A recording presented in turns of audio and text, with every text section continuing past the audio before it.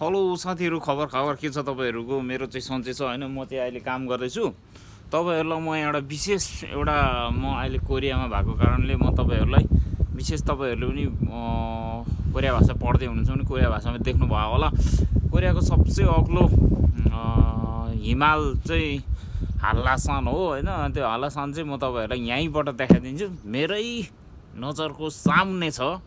त्यही भएर तपाईहरु यहाँ हेर्नुस् त। यही हो, म यहाँ बसिरहेको छु हैन।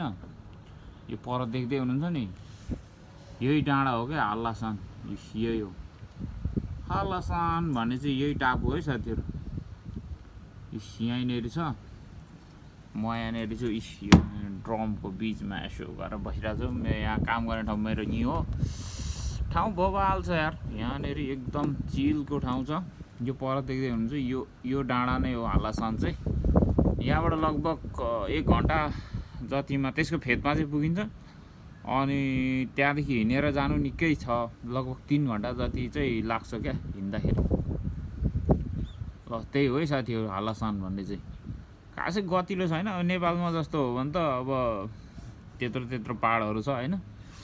यहाँनेर त सानो एउटा हाम्रो त मेरो घर नै यो हाल्लासान जतिमा छ। त्यो खासै धेरै इन्ट्रेस्ट चाहिँ मलाई चाहिँ छैन साथी। तपाईहरुको कतातिर पर्छ, तराईतिर घर हो भने चाहिँ तपाईहरुलाई निकै रमाइलो लाग्ला है साथीहरु। Okay by.